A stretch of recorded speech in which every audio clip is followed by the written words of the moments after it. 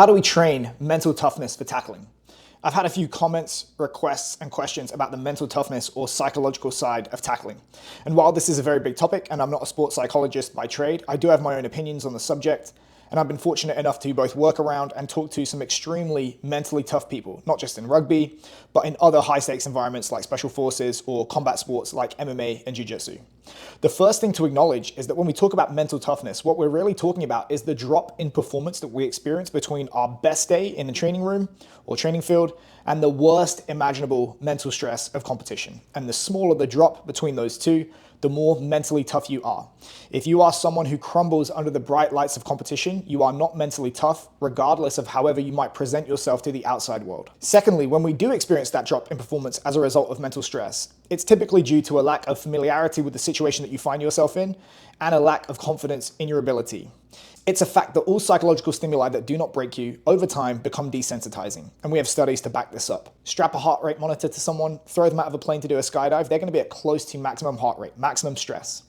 But the second they hit the ground, you go back up and you do it again, then again, then again. And by the end of the day, that heart rate is barely above resting because the environment is no longer new, you know what to expect, and you're inoculated to that psychological stress. What is confidence? To steal from jiu-jitsu coach John Danaher, confidence is the earned expectation of success when you are faced with a given task. How do we earn the right to expect success? By doing it, by demonstrating success to yourself. First with the easiest imaginable version of the task and accumulating successful reps until there's no question in your mind that you are going to succeed.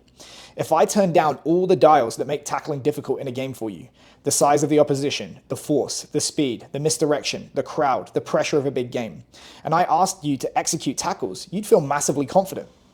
Then we crank up those dials a little bit, stretch and improve our underlying skills and tactics, build the physical qualities, and get psychologically desensitized to that new level of stress that we're feeling, and then we do it again and again and again. And eventually we're able to operate at a level that is equivalent to the worst case scenario of what we're going to be faced with in a game.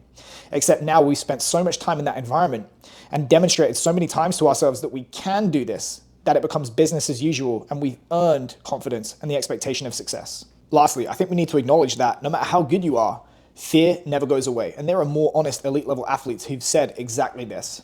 But if we accumulate enough training and confidence, we can learn to accept it and to channel it to mentally focus and operate at a higher level. It's like fire. Fire can cook your dinner or it can burn your house down if you let it. You need to learn to control the fire. Reminder, we talk all about the psychology of tackling in the course at learntotackle.com. Check it out. Thanks.